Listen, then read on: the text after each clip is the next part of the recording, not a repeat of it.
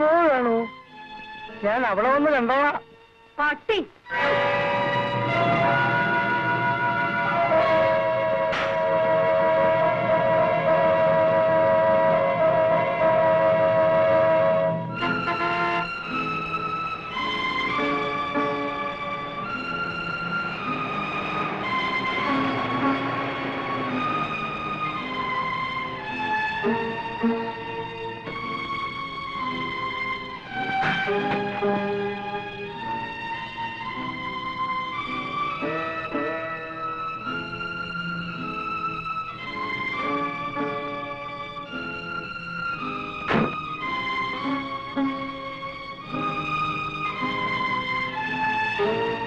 ചേച്ചി വന്നിട്ടുണ്ട്.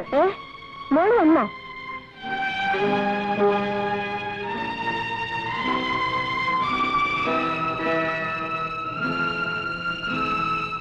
അല്ല, നീ വരുന്നവരൊന്നും അറിയിച്ചില്ലല്ലോ മോളെ. പ്രഭു എവിടെ? എന്ത് പറ്റി മോളെ? പിണങ്ങിയിട്ടാണോ വന്നത്? പറയൂ. അമ്മ ചോദിച്ചത് കേട്ടില്ലേ? പിണങ്ങി പോന്നതാണോ? അല്ല, രക്ഷപ്പെട്ടതാണ്. എന്ത് തോന്നിയാസമാണ് നീ കാണിച്ചത്? കെട്ടിയവന്റെ വീട്ടിൽ പണിയാൽ ഈ വീട്ടിൽ സ്ഥാനമുണ്ടാകുമെന്ന് നീ കരുതുന്നുണ്ടോ? നിന്നെ ഞാൻ... ഇഷ്ടമായില്ലെങ്കിൽ പറഞ്ഞോളൂ, ഞാൻ പൊയ്ക്കൊള്ളാം. കിടന്നുറങ്ങാൻ എനിക്ക് കടത്തിണ്ണുകളുണ്ട്.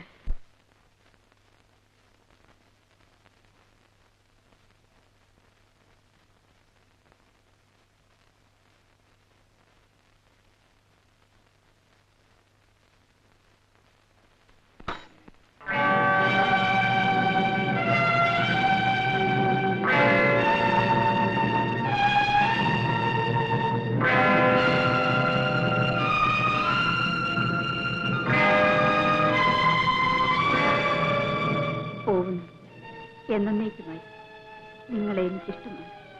ഒപ്പം തന്നെ വെറുപ്പും. വിവാഹത്തിന് ശേഷം 5 മാസം കഴിയുന്നതിന് മുൻപ് 6 മാസത്തെ ഗർഭവും ചുമന്നാണ് ഞാൻ മടങ്ങുന്നത്. അതുകൊണ്ട് ദയവായി എന്റെ കുഞ്ഞിന്റെ അച്ഛൻ ചമഞ്ഞ് വീട്ടിലേക്ക് വന്നു കയറരുത്. ഞങ്ങളുടെ വീട്ടിലെ വേലക്കാരൻ അത് കണ്ട് ചിരിക്കുന്നു വരും. പോകട്ടെ. ശോഭ.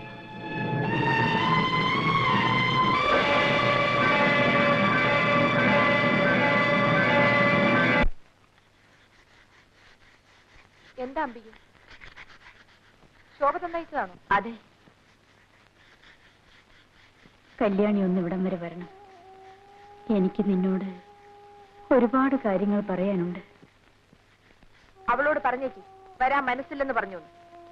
ഭർത്താവിന്റെ പൊങ്ങച്ചം കേൾപ്പിക്കാൻ വേറെ ആളെ നോക്കാൻ പറയും. എന്താ കുഞ്ഞെ?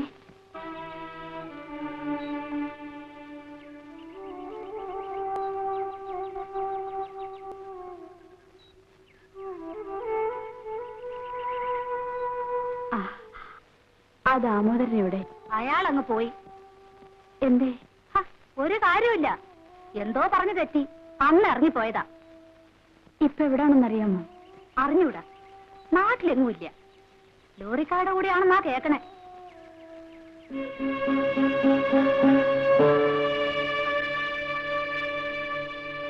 ഇടയ്ക്കിടെ സന്നിയുണ്ട്. ഒരേ പിടിവാശിയാ. കണ്ടേ തീരുന്നാ പറയുന്നേ.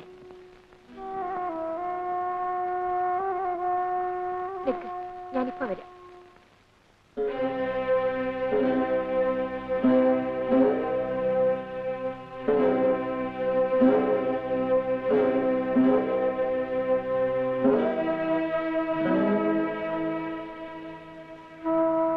എന്റെ മോളെ, നീ വന്നല്ലോ.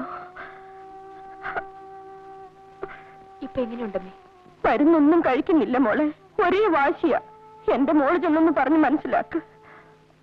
വരും മോളെ. ചെല്ലു മോളെ.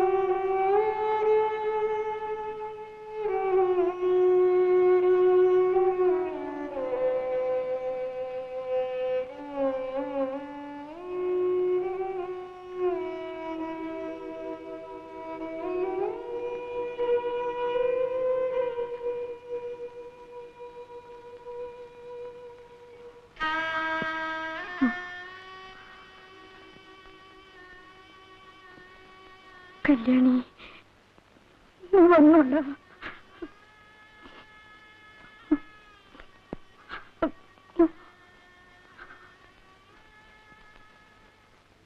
ഇപ്പൊ എങ്ങനെയുണ്ട് കുട്ടി? സുഖം. മരണമെടുക്കുമ്പോഴാണ് മനുഷ്യന് ഏറ്റവും വലിയ സുഖം. വേണ്ടാത്തരം പറയാതെ. വേണ്ടാത്തരമല്ല, എനിക്ക് മരണത്തെ കാണാം, തൊടാം, അത്ര അടുത്തിട്ടുണ്ട്. ശോഭി,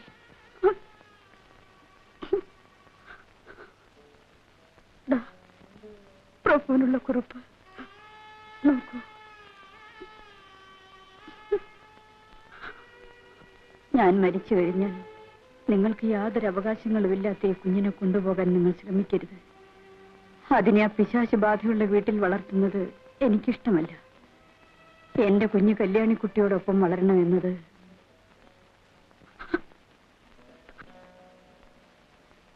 എന്റെ ഒരാഗ്രഹമാണ്. ഈ ഒറ്റ ആശയെങ്കിലും നിങ്ങൾ സാധിച്ചു തരണം.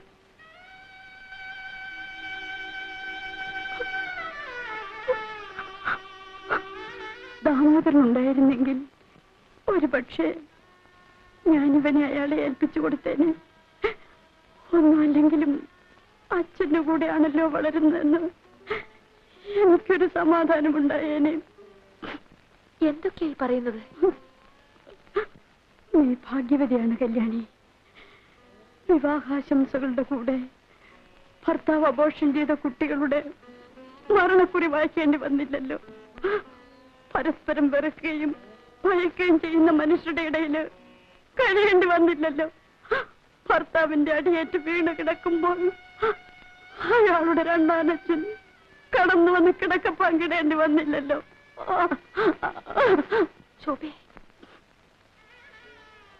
ഞാൻ അയാൾക്ക് വഴങ്ങിക്കൊടുത്തു. അച്ഛനേക്കാൾ പ്രായമുള്ള ആ മൃഗം വന്ന് തൊട്ടപ്പോഴേക്കും ഞാൻ അയാളുടേതായി. എല്ലാം പ്രഭുവിനോടുള്ള വൈരാഗ്യം തീർക്കല.